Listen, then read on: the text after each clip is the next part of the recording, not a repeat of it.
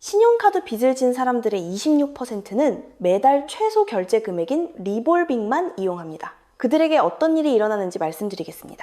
평균 이자율 23%로 1,500만 원의 카드 빚을 진 사람은 이자로만 무려 2,400만 원 가까이 내게 됩니다. 빚을 다 갚는 데 걸리는 시간은 22년으로 늘어납니다. 1,400만 원의 빚을 없애기 위해 총 3,900만 원에 달하는 돈을 넘겨주게 되는 것입니다. 22년입니다. 잘못 말한 것이 아닙니다. 이것이 바로 수학적 현실입니다. 최소 결제 금액만 낸다면 사람들이 무심코 선택하는 그 방식 때문에 카드 빚 하나를 갚는 동안 아이가 태어나서 대학을 졸업할 수도 있습니다. 현재 가계부채 중 신용카드 빚은 1,700조 원에 달하며 이는 역대 최고치입니다. 전체 가계부채는 이경 5천조 원으로 치솟았습니다. 평균적인 가구는 주택담보대출, 자동차 할부, 신용카드, 학자금 대출을 합쳐 1억 원이 넘는 빚을 안고 살아갑니다.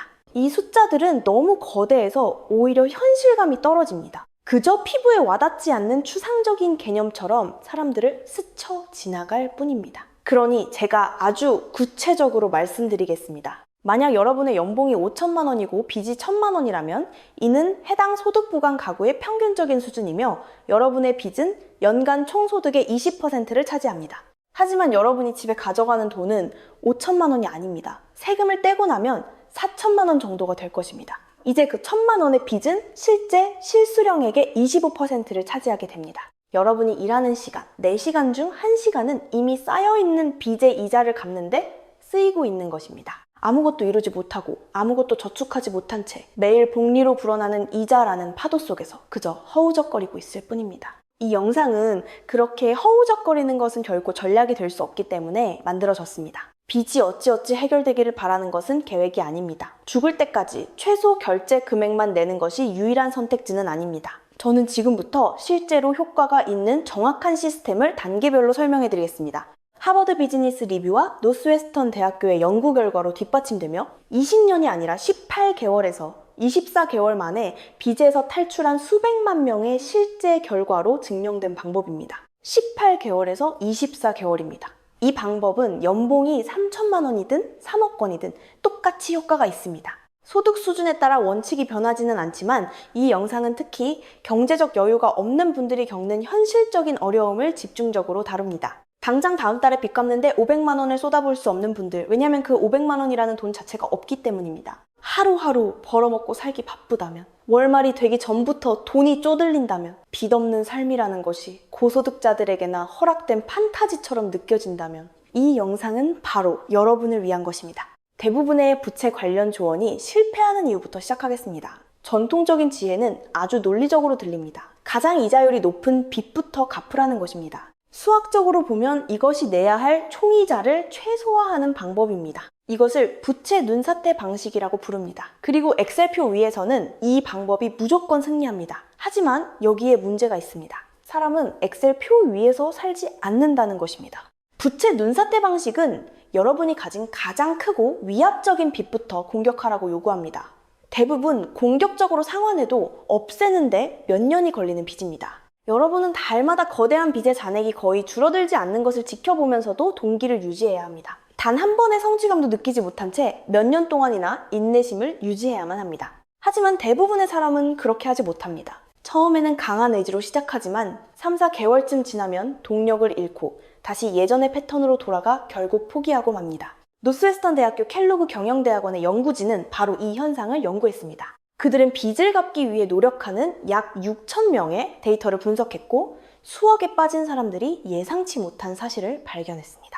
이자율과 상관없이 가장 작은 빚부터 갚은 사람들이 전체 빚을 청산할 확률이 훨씬 높았다는 것입니다. 조금 더 높은 것이 아니라 아주 압도적으로 높았습니다. 2016년 하버드 비즈니스 리뷰의 연구도 이러한 결과를 뒷받침했습니다. 연구진은 가장 작은 잔액에 집중하는 것이 사람들의 성취감에 가장 강력한 심리적 효과를 만들어낸다는 사실을 발견했습니다. 그 성취감은 계속해서 나아갈 수 있는 동기로 직결됩니다. 눈사태 방식의 수학적 최적화는 사람은 계속 나아가기 위해 작은 성공이 필요하다는 행동, 심리학적 현실 앞에 무너지고 맙니다. 이 문제에 대한 제 생각을 완전히 바꿔놓은 명언이 하나 있습니다. 개인 재무관리는 80%의 행동과 20%의 지식 및 수학으로 이루어져 있다. 만약 수학이 정답이었다면 계산기를 가진 사람 중 신용카드 빚을 진 사람은 아무도 없었을 것입니다. 문제는 사람들이 산수를 못해서가 아닙니다. 문제는 빚이 수학의 문제가 아니라는 것입니다. 그것은 행동의 문제입니다. 해결책 역시 숫자가 아닌 행동을 다루어야 합니다. 다른 방법들이 모두 실패할 때 부채 눈덩이 방식이 성공하는 이유가 바로 여기에 있습니다. 부채 눈덩이 방식은 속을 만큼 아주 단순합니다. 가장 잔액이 적은 빚부터 가장 많은 빚까지 순서대로 목록을 작성하십시오. 이자율은 무시하십시오. 틀린 방법처럼 느껴지겠지만 제 말을 끝까지 들어보십시오. 가장 적은 빚을 제외한 나머지 모든 빚에는 최소 결제 금액만 납부하십시오. 그리고 여러분이 끌어모을 수 있는 모든 여유 자금을 그 가장 적은 빚을 공격하는데 쏟아부으십시오. 그 빚이 사라지면 거기에 내던 모든 금액을 다음으로 적은 빚으로 굴려보내십시오. 빚이 완전히 사라질 때까지 이것을 반복하십시오. 이게 전부입니다. 딱 4단계입니다. 실제 숫자들을 통해 이것이 어떻게 작동하는지 정확히 보여드리겠습니다. 여러분에게 4개의 빚이 있다고 가정해 보겠습니다. 첫 번째, 신용카드 빚은 50만 원이고 최소 결제 금액은 3만 원입니다. 두 번째 신용카드 빚은 200만 원이고 최소 결제 금액은 6만 원입니다. 자동차 할부금 잔액은 1,000만 원이고 최소 결제 금액은 30만 원입니다. 학자금 대출은 총 2천만 원이고 최소 결제 금액은 20만 원입니다. 여러분의 한 달 총 최소 결제 금액은 59만 원입니다.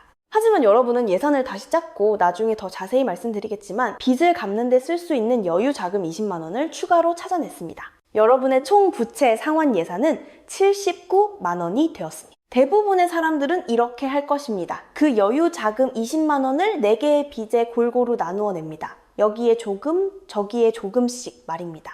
이것은 공정하고 균형 잡힌 것처럼 느껴집니다. 하지만 틀렸습니다. 눈덩이 방식을 사용하면 자동차 할부, 학자금 대출, 그리고 두 번째 신용카드에는 최소 결제 금액만 냅니다.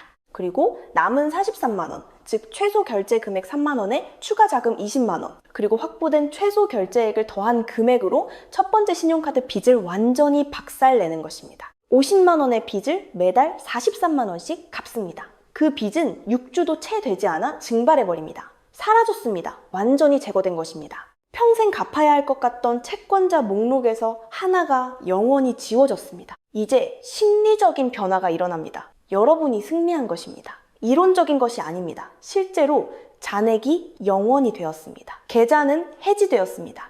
여러분은 스스로 해낼 수 있다는 것을 증명했습니다. 다음 달에는 그 43만 원 전체를 두 번째 신용카드의 최소 결제 금액인 6만 원에 더합니다. 이제 여러분은 200만 원의 빚에 매달 49만 원씩 갚고 있습니다. 4개월 후 그 빚도 사라집니다. 여러분의 눈덩이가 점점 커지고 있습니다. 6개월 만에 2개의 빚을 없앴습니다.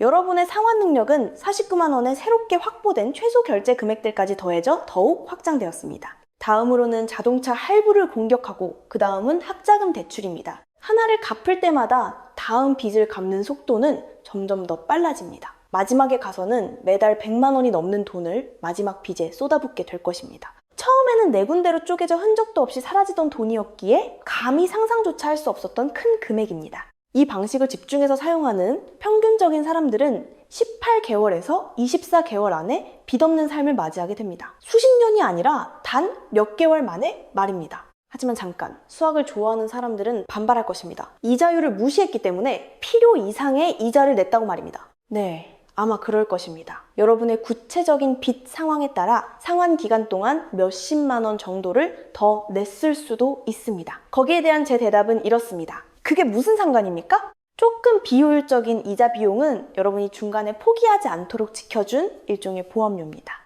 이자를 20만 원 더 냈지만 실제로 빚을 다 갚은 사람이 완벽한 수학적 공식을 썼다가 4개월 만에 동기를 잃고 5년이 지난 지금까지도 최소 결제 금액만 내고 있는 사람보다 훨씬 낫습니다. 최고의 부채 상환 전략은 여러분이 실제로 끝까지 해낼 수 있는 전략입니다.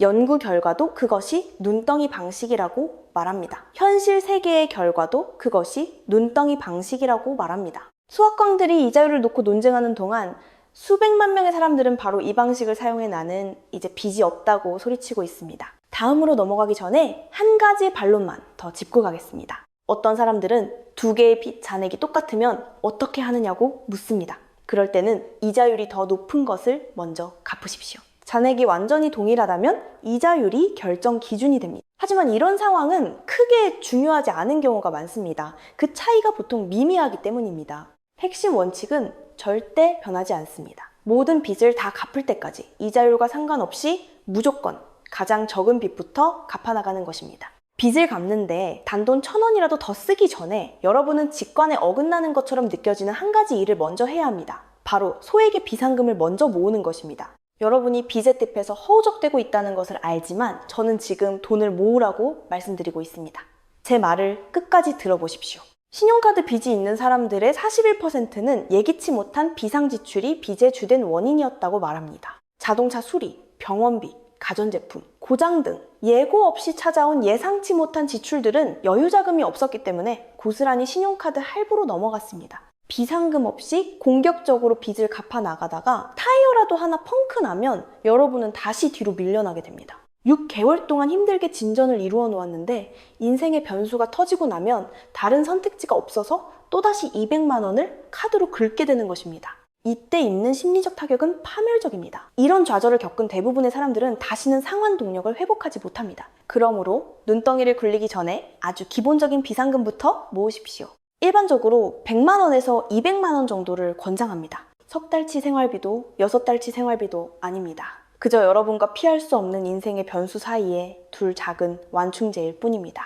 이 돈은 여러분의 주거래 계좌도 아니고 다른 돈과 섞이지도 않은 완전히 분리된 예금 계좌에 있어야 합니다. 이 돈은 진짜 비상 상황이 발생하기 전까지는 없는 돈이나 마찬가지입니다. 엄청난 할인 행사도 비상 상황이 아니고 친구의 생일이 다가오는 것도 비상 상황이 아닙니다. 진짜 비상 상황, 즉 예상치 못한 자동차 수리, 병원비, 실직 같은 것들만 해당됩니다. 빚을 갚는 도중에 비상금을 써야 할 일이 생긴다면 괜찮습니다. 부채 눈덩이를 잠시 멈추고 모든 빚의 최소 결제 금액만 납부한 뒤 비상금을 최대한 빨리 다시 채워넣고 나서 다시 빚을 공격하십시오. 이것은 실패가 아닙니다. 시스템이 정확히 설계된 대로 작동하고 있는 것입니다. 이제 두 번째로 중요한 단계입니다. 여러분은 자신의 빚을 정면으로 마주해야 합니다. 빚이 있는 사람 대부분은 자신이 실제로 얼마를 빚지고 있는지 전혀 모릅니다. 어렴풋이 1,500만 원 아니면 2,000만 원쯤 될 거라는 막연한 감각만 있을 뿐 구체적인 숫자는 흐릿하게 남겨둡니다. 왜냐하면 그것을 똑바로 쳐다보는 것이 고통스럽기 때문입니다. 이런 회피는 이해할 수 있지만 치명적인 결과를 초래합니다. 측정하기를 거부하는 문제는 결코 해결할 수 없습니다. 현황 파악하지 않은 빚에 대해서는 계획을 세울 수 없습니다. 불확실성의 안개는 상황을 실제보다 훨씬 더 나쁘게 느끼게 만들고 어떠한 전략적인 접근도 가로막습니다. 제가 여러분에게 요구하는 것은 이것입니다. 메모장 앱을 여십시오. 종이를 꺼내십시오. 엑셀을 켜십시오. 무엇이든 편한 방법을 써서 여러분이 가진 모든 빚을 하나도 빠짐없이 적으십시오. 신용카드뿐만 아니라 모든 것을 적으십시오. 신용카드, 백화점카드, 병원비 미납금, 신용대출, 자동차 할부, 학자금 대출, 가족이나 친구에게 빌린 돈, 추심에 넘어간 빚, 대부업체 대출까지 전부 다 말입니다. 각 빚마다 채권자 이름, 현재 잔액, 최소 결제 금액, 그리고 이자율을 적으십시오. 금액이 너무 적거나 부끄럽다고 해서 빼먹지 마십시오. 사촌에게 빌린 20만 원 적으십시오.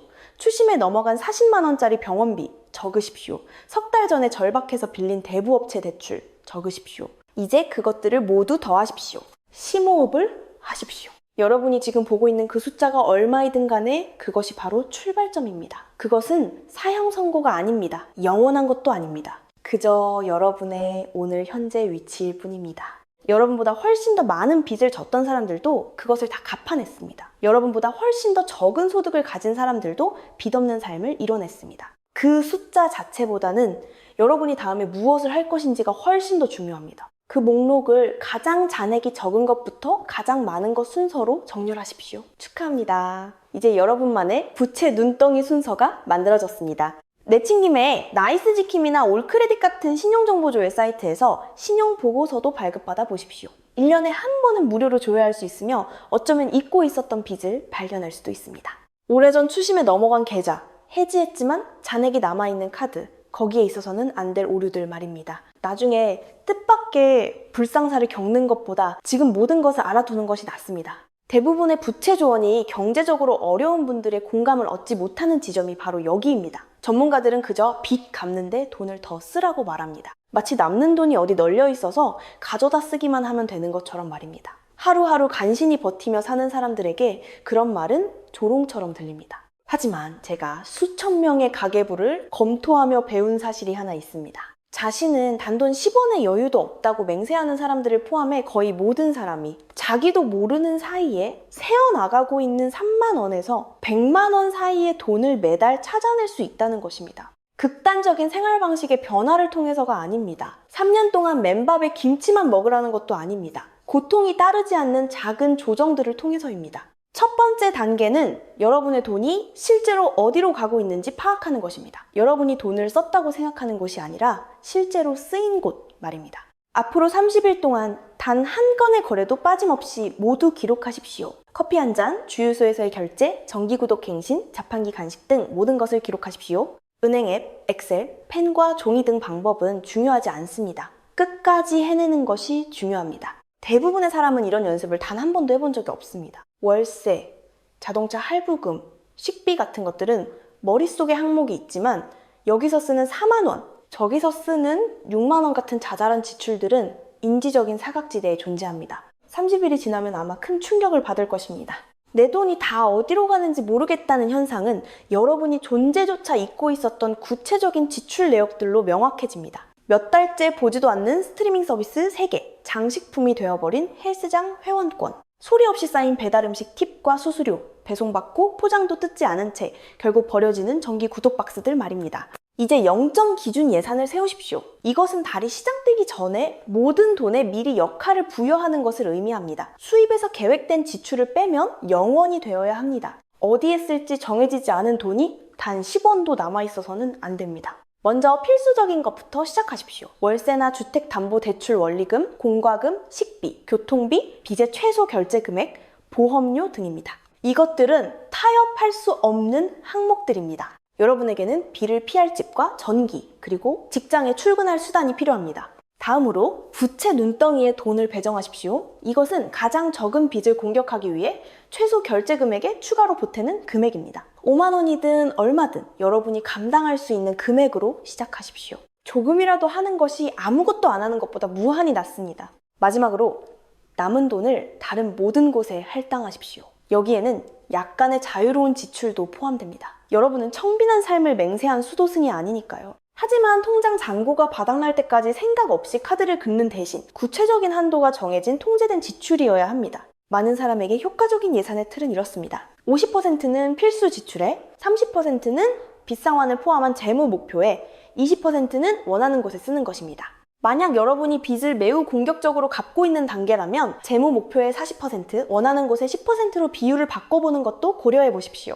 이것은 영원히 궁핍하게 살라는 것이 아닙니다. 명확한 끝이 정해진 일시적인 전력 질주입니다. 가장 중요한 개념은 빚을 갚는 것을 마치 월말에 돈이 남으면 내는 것이 아니라 필수적인 청구서를 처리하듯 대하는 것입니다. 왜냐하면 남는 돈이라는 것은 결코 존재하지 않기 때문입니다. 빚 상환은 다른 자유로운 지출보다 무조건 먼저 처리해야 하는 고정적인 의무입니다.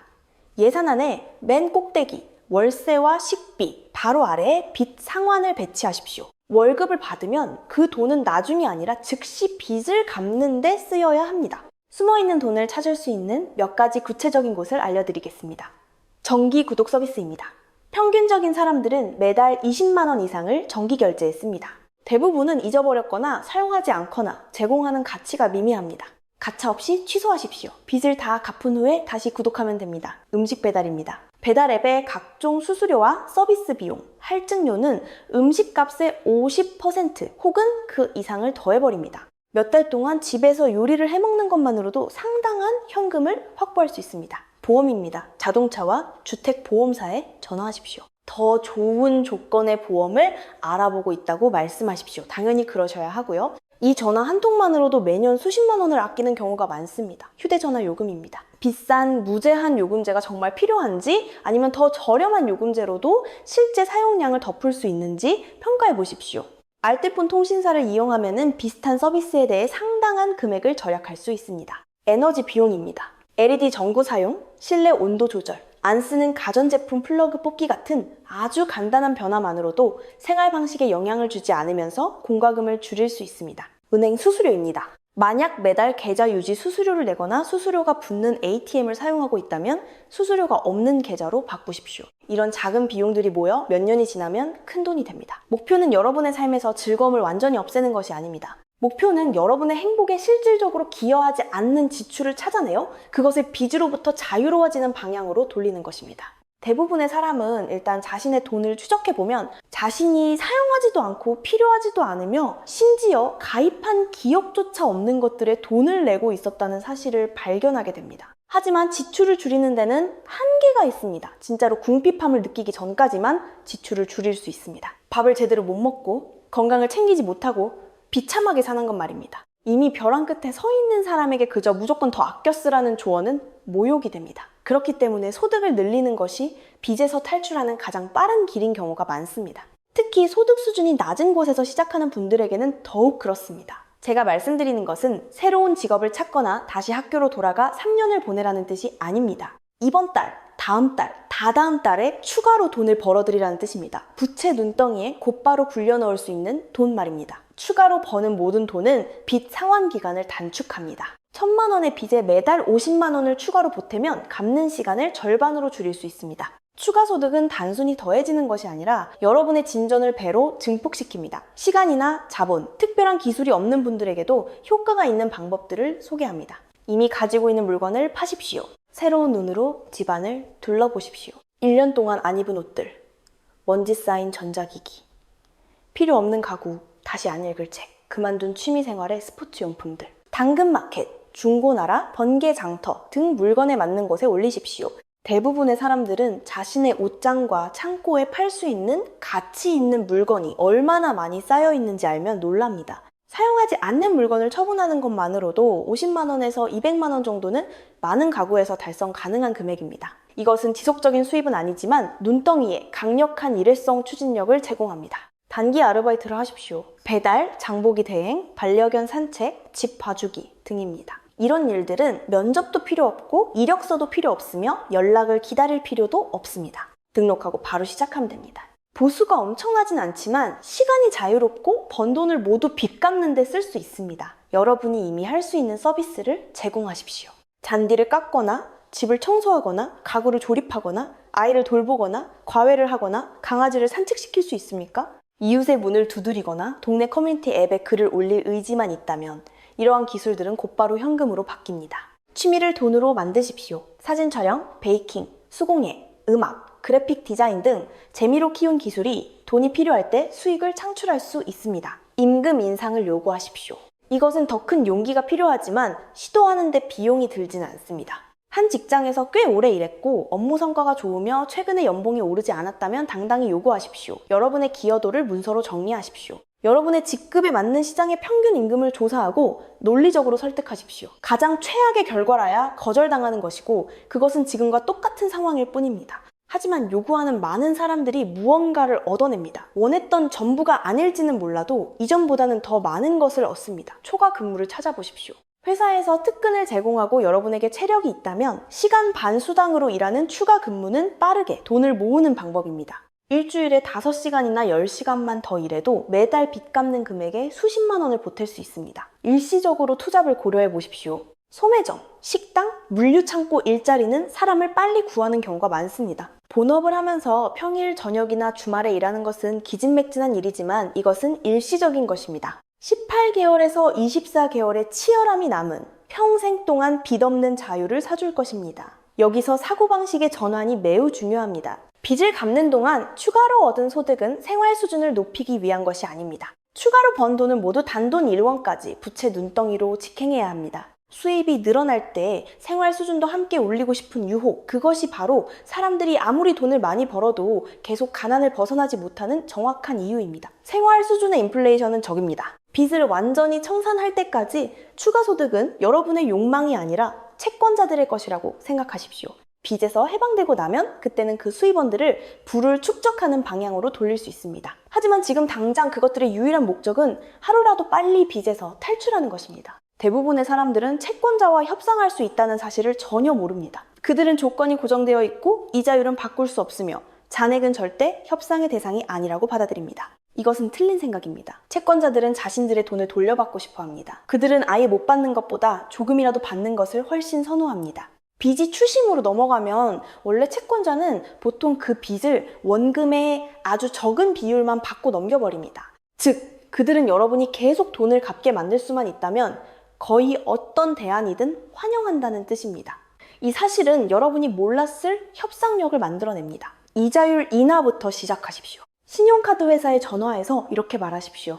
제가 몇 년 동안 고객이었는데 이번에 잔액을 더 적극적으로 갚으려고 합니다.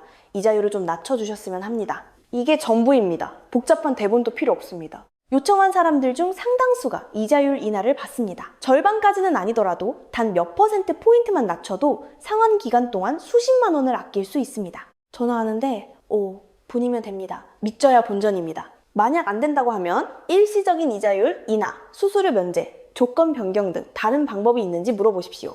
처음 통화한 상담원은 권한이 없더라도 관리자는 해줄 수 있는 경우가 있습니다. 이미 문제가 생긴 빚들, 즉 연체, 추심통보 납부를 중단한 계좌들의 경우 합의가 가능해집니다. 채권자들은 특히 오래된 빚에 대해 전체 잔액보다 적은 일시불 금액을 수용하기도 합니다. 병원비는 특히 협상의 여지가 많습니다. 의료비 청구는 원래 체계가 복잡하기로 유명해서 많은 병원들이 먼저 요청하는 환자들에게는 청구서를 크게 깎아주거나 무이자 할부를 제공하거나 환자가 존재조차 몰랐던 재정지원 프로그램과 연결해줍니다. 의료비 빚이 추심으로 넘어가기 전에 원무과에 전화하십시오. 여러분의 재정 상태를 솔직하게 설명하십시오. 전액을 지불할 능력이 없는 환자들을 위한 어떤 선택지가 있는지 물어보십시오. 많은 병원에는 자격이 되는 사람들의 청구서를 줄여주거나 전액 면제해주는 자선치료 프로그램이 있습니다.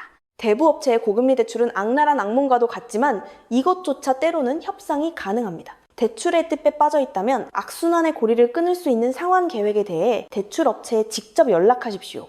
일부 지역에는 대출업체가 상환 기간을 연장해주도록 법으로 강제하는 곳도 있습니다. 오래된 빚과 추심에 넘어간 계좌는 현재 정상적인 계좌와 다르게 작동합니다. 추심 업체는 원래 빚의 아주 작은 비율, 때로는 단돈 5%나 10%만 주고 그 빚을 사옵니다. 이 말은 원래 잔액보다 훨씬 적은 돈을 받아도 그들에게는 이익이 된다는 뜻입니다. 당장 융통할 현금이 있다면 전체 금액보다 훨씬 적은 금액으로 추심 계좌를 합의할 수 있는 경우가 많습니다. 다만 돈을 지불하기 전에 모든 합의 내용을 반드시 서면으로 받고 그 합의가 신용 보고서와 세금에 어떤 영향을 미치는지 이해해야 합니다. 면제받은 빚이 60만 원을 넘으면 일반적으로 과세 대상 소득으로 간주됩니다. 한 가지 주의할 점은 그 결과가 어떻게 될지 완벽히 이해하기 전에는 추심업체에 단일원도 주지 말라는 것입니다. 어떤 곳에서는 오래된 빚의 일부를 갚는 순간 소멸시효가 다시 시작되어 추심업체가 여러분을 고소할 수 있는 시간을 벌어주기도 합니다. 추심업체와 엮이기 전에 여러분의 구체적인 상황을 알아보거나 비영리 신용상담사와 상담하십시오.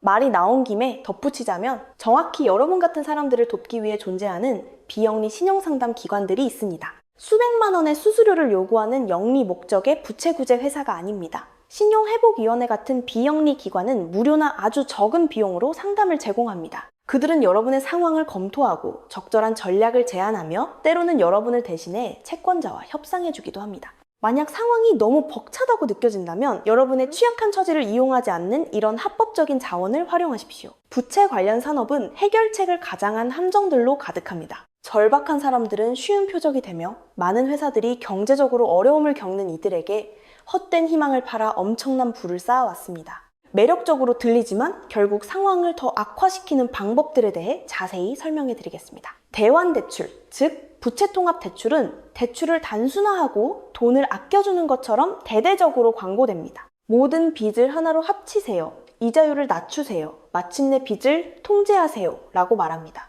하지만 현실은 이렇습니다. 여러분은 예전의 빚을 갚기 위해 새로운 빚을 내는 것일 뿐입니다. 빚의 규모는 줄어들지 않고 그저 자리만 이동했을 뿐입니다. 소비습관, 비상금의 부재, 예산관리 실패라는 근본적인 문제는 전혀 해결되지 않았습니다. 게다가 이제 신용카드의 한도가 텅 비었습니다. 다시 그 한도를 채우고 싶은 엄청난 유혹에 시달리게 됩니다. 저는 셀 수 없이 많은 사람들이 신용카드 빚을 통합하고서 잠깐의 안도감을 느꼈다가 대환대출금을 갚아나가는 동시에 다시 그 카드들을 긁어대는 것을 보아왔습니다. 결국 그들은 처음 시작할 때보다 훨씬 더 많은 빚을 지게 됩니다. 대환대출이 이치에 맞는 경우는 아주 제한적인 상황뿐입니다. 갚는데 수년이 걸릴 만큼 빚의 규모가 엄청나게 크고 빚을 지게 만들었던 근본적인 행동이 완벽하게 고쳐졌다고 확신할 때만 가능합니다. 빚을 빨리 갚으려는 대부분의 사람들에게 대환대출은 가라앉고 있는 배 위에서 그저 값한 의자들의 위치만 바꾸는 격입니다. 잔액이체 역시 비슷한 논리입니다. 네, 0%의 프로모션 이자율을 제공하는 카드로 빚을 옮기면 이자를 아낄 수는 있습니다. 하지만 그 프로모션 기간은 끝납니다. 그때까지 잔액을 다 갚지 못하면 원래 조건에서 냈어야 할 이자보다 더 큰 유예 이자 폭탄을 맞게 될 수도 있습니다. 그리고 이번에도 마찬가지로 여유가 생긴 신용한도는 유혹이 됩니다. 잔액이체는 더 큰 전략 안에서 하나의 도구로 작동할 수는 있지만 그 자체가 전략이 될 수는 없습니다. 너무 많은 사람들이 그것을 단지 일시 정지 버튼일 뿐인데도 해결책처럼 착각합니다. 텔레비전이나 라디오에서 요란하게 광고하는 영리 목적의 부채 구제 회사는 도움보다는 해를 끼치는 경우가 많습니다. 그들의 일반적인 방식은 여러분을 대신해 협상하는 동안 채권자에게 돈을 갚지 말라고 지시하는 것입니다. 그들은 엄청난 수수료를 챙깁니다. 여러분의 신용점수는 바닥으로 곤두박질 칩니다.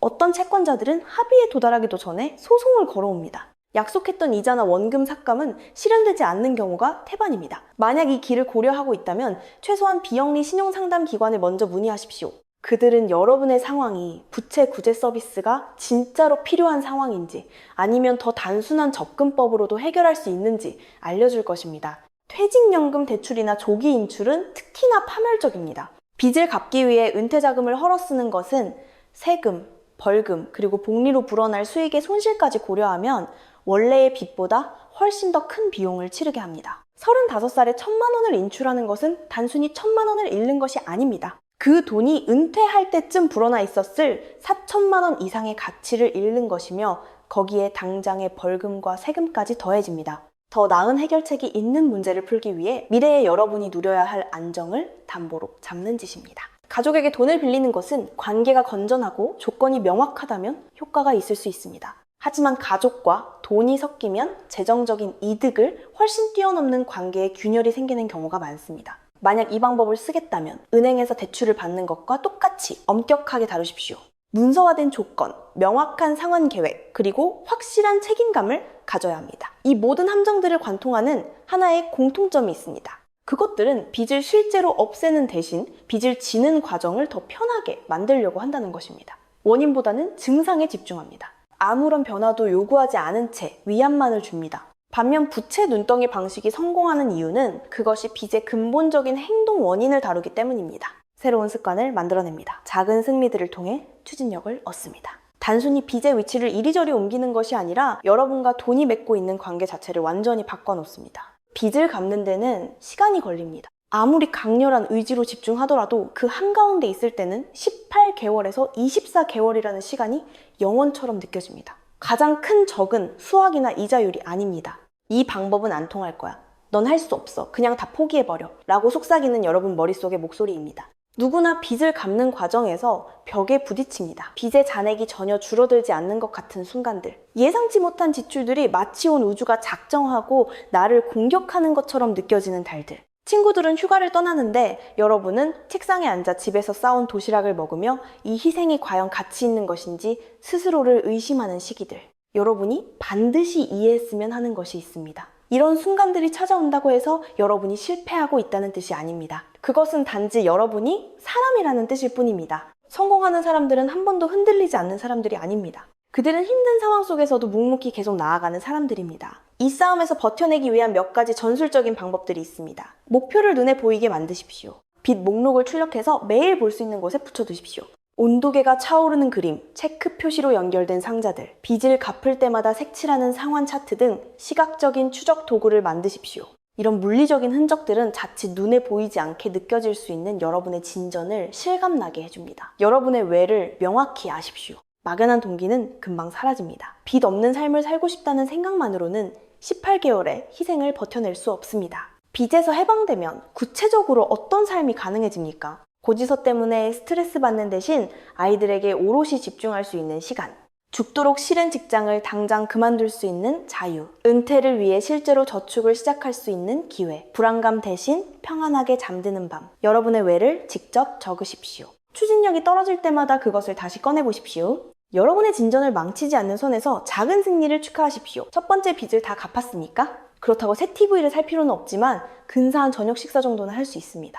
당일치기 여행을 다녀오십시오. 빚을 다시 늘리지 않으면서도 성취를 인정해줄 수 있는 무언가를 하십시오. 함께할 커뮤니티를 찾으십시오. 빚지는 것을 당연하게 여기고 돈을 펑펑 쓰며 여러분의 선택을 조롱하는 사람들로 주변을 채운다면 그것은 무거운 뗏을 내린 채 거센 물결을 거슬러 헤엄치는 것과 같습니다. 같은 목표를 향해 노력하는 사람들을 찾으십시오. 온라인 커뮤니티, 지역의 재무관리 수업, 같은 가치관을 공유하는 친구들 말입니다. 주변 누군가가 빚을 다 갚았다면 그들과 함께 기뻐해 주십시오. 여러분이 중요한 이정표를 달성했다면 진심으로 축하해 줄 사람들에게 알리십시오. 함께 걷는 여정은 훨씬 더 수월합니다. 자신을 다른 사람과 비교하지 마십시오. 소셜미디어는 가장 화려한 하이라이트만 보여줍니다. 멋진 휴가, 새 자동차, 비싼 저녁 식사. 하지만 여러분의 눈에 보이지 않는 것들이 있습니다. 그 사진들 뒤에 숨겨진 빚, 미소 뒤에 감춰진 스트레스, 성공한 척하는 겉모습을 지탱하기 위해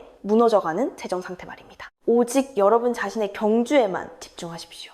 어디서 시작했는지는 중요하지 않습니다. 다른 사람들이 무엇을 하든 여러분의 수학적 현실은 바뀌지 않습니다. 유일하게 의미 있는 비교는 어제의 여러분과 오늘의 여러분을 비교하는 것 뿐입니다. 실수할 때도 있을 것이고 반드시 그럴 것입니다. 하지만 절대 포기하지 마십시오. 지출을 좀 많이 한 달이 있다고 해서 그동안 이룬 성과가 모두 지워지는 것은 아닙니다. 비상금을 다 써버려야 되는 위기가 닥쳤다고 해서 이 시스템이 실패한 것은 아닙니다. 이것들은 잠시 흔들리는 방지턱일 뿐 절벽이 아닙니다. 그 좌절이 주는 교훈을 배우고 궤도를 수정한 뒤 다시 앞으로 나아가십시오. 진짜 실패는 완전히 멈춰버리는 것뿐입니다. 축하합니다. 여러분은 해냈습니다. 빚이 사라졌습니다. 모든 계좌의 잔액이 0원이 되었습니다. 더 이상 최소 결제 금액도, 이자 청구서도, 채권자도 없습니다.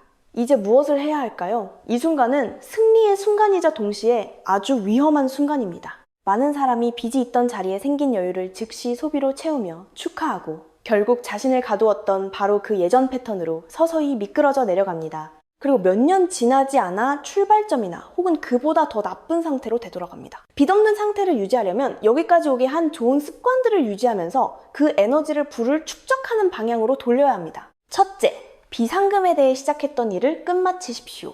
초기의 소액 비상금은 빚을 갚는 동안 여러분을 보호해 주었습니다. 이제 그것을 3개월에서 6개월치의 필수 생활비 규모로 확장하십시오. 이 완벽하게 채워진 비상금은 예기치 못한 비용이 발생하더라도 두 번 다시 신용카드를 꺼낼 필요가 없게 만들어줍니다. 자동차가 고장나고 병원비 청구서가 날라오고 직장을 잃을 수도 있습니다. 하지만 6개월치의 생활비가 준비되어 있다면 이런 사건들은 인생의 재난이 아니라 그저 귀찮은 해프닝이 될 뿐입니다. 둘째, 빚을 갚을 때 쏟았던 것과 똑같은 열정으로 부를 축적하십시오. 매달 빚 갚는 데 쏟아부었던 수십만 원의 돈은 생활 수준의 인플레이션 속으로 사라지게 두어선 안 됩니다. 그 돈을 퇴직연금 계좌, 투자, 큰 목적의 저축으로 방향을 돌리십시오. 빚을 없앴던 바로 그 행동들이 이제는 여러분의 부를 쌓아줄 것입니다.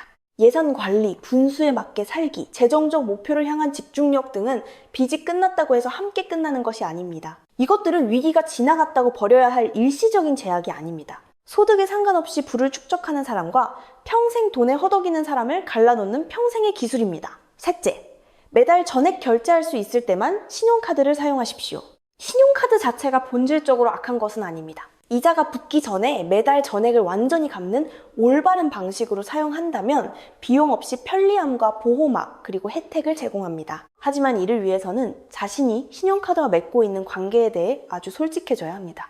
과거에 신용카드 빚 때문에 고생한 적이 있다면 지갑 속의 카드가 과소비를 허락하는 면죄부가 되어버린다면 다음 달에 갚으면 되지 라고 스스로에게 거짓말을 해왔다면 여러분은 신용카드를 써서는 안 됩니다. 체크카드를 쓰십시오. 현금을 쓰십시오. 여러분이 막고자 하는 바로 그 행동을 유발하는 도구 자체를 아예 치워버리십시오. 넷째, 생활 수준이 서서히 높아지는 것을 경계하십시오. 경력이 쌓이고 소득이 증가함에 따라 그 늘어난 돈을 저축하는 대신 소비하고 싶은 유혹도 함께 커집니다. 더 넓은 집, 더 좋은 차, 더 비싼 휴가. 월급이 오를 때마다 그 돈은 부를 축적하는 대신 팽창된 생활 수준에 전부 흡수되어 버립니다. 이것이 사람들이 돈을 점점 더 많이 벌면서도 결코 경제적인 안정감을 느끼지 못하는 이유입니다. 그들의 생활 수준은 팽창하여 수입과 똑같아지고 아무리 돈을 많이 벌어도 영원히 벼랑 끝에 서 있게 만듭니다. 이 유혹과 적극적으로 싸우십시오. 월급이 오르면 생활 수준을 높이기 전에 그 인상분의 절반 이상을 먼저 저축하십시오. 자산이 늘어나더라도 여전히 분수에 맞게, 아니 그보다 약간 덜 쓰며 사십시오. 다섯째, 다른 사람들을 가르치십시오. 여러분이 얻은 지식, 즉 예산관리, 부채 눈덩이 방식, 행동재무학은 결코 흔한 상식이 아닙니다. 대부분의 사람들은 자신을 구원해줄 아주 기본적인 원칙조차 이해하지 못한 채 재정적 인생을 비틀거리며 살아갑니다. 여러분이 배운 것을 나누십시오. 아이들이 아주 어릴 때부터 금융 이해력을 기를 수 있도록 도와주십시오. 여러분이 극복해낸 것과 똑같은 문제로 고통받는 친구들을 지지해 주십시오. 여러분이 쌓아 올린 기술은 여러분 자신의 삶을 넘어 다른 사람들의 삶까지도 바꿀 수 있습니다. 빚 없는 삶을 살면 어떤 일이 일어나는지 말씀드리겠습니다. 두려움에 떨며 은행 잔고를 확인하는 일이 없어집니다. 청구서가 날아올 때마다 가슴이 철렁 내려앉는 느낌도 사라집니다. 너무 익숙해져서 느끼지도 못할 만큼 언제나 배경음처럼 깔려있던 그 불안감이 마침내 침묵합니다. 여러분에게는 선택권이 생깁니다. 월급 때문에 어쩔 수 없이 참아야 했던 끔찍한 직장, 이제는 그만둘 수 있습니다. 돈이 없어서 미뤄두었던 꿈들, 이제는 이룰 수 있습니다. 베풀고 싶었지만 감당할 수 없었던 관대함, 이제는 나누며 살 수 있습니다. 이것은 부자가 되라는 의미가 아닙니다. 상당한 부를 쌓는 평범한 소득자들도 있는 반면 수많은 고소득자들이 여전히 빚에 nim해서 허우적대고 있습니다. 이것은 채권자들에게 인생을 임대하는 대신 여러분의 삶을 온전히 소유하는 것에 대한 이야기입니다.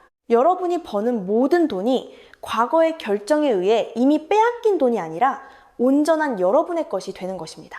부채 눈덩이 방식이 효과적인 이유는 수학적으로 완벽해서도 아니고 엑셀표에서 가장 빠른 길이라서도 아닙니다. 이 방법이 인간의 실제 행동 방식과 동기가 작동하는 원리와 성취감이 주는 진짜 느낌과 완벽하게 일치하기 때문입니다. 연구자들이 연구했고 수백만 명이 살아냈습니다. 이 방법은 증명되었습니다. 이제 남은 것은 실행뿐입니다. 빚의 목록을 작성하고 비상금을 모으고 예산을 세우고 추가 수입을 찾고 상환액을 납부하고 작은 승리를 축하하고 견디기 힘들 때조차 끝까지 포기하지 않는 것 말입니다. 그 누구도 여러분을 대신해 이 일을 해줄 수 없습니다. 하룻밤 사이에 빚을 없애줄 마법 같은 해결책은 없습니다. 어떤 정부 프로그램도 유산도 복권 당첨도 여러분을 구원하러 오지 않을 것입니다. 하지만 여러분은 외부의 구원이 필요하지 않습니다. 필요한 모든 것은 지금 여러분 안에 있습니다. 턱없이 부족해 보이던 그 똑같은 소득이 빚 없는 삶을 위한 든든한 기초가 될 수 있습니다. 절망적으로만 보이던 그 똑같은 상황이 승리의 스토리로 탈바꿈할 수 있습니다. 12개월 후 여러분은 어떤 모습으로든 존재할 것입니다. 24개월 후 시간은 어쨌든 흘러가 있을 것입니다. 유일한 질문은 이것입니다. 여러분은 자유에 한 걸음 더 가까워져 있을 것입니까? 아니면 여전히 똑같은 자리에 갇혀 있을 것입니까? 수학은 부차적인 것입니다. 행동이 전부입니다. 부채의 눈덩이 방식은 반드시 성공합니다. 이제 여러분이 움직일 차례입니다.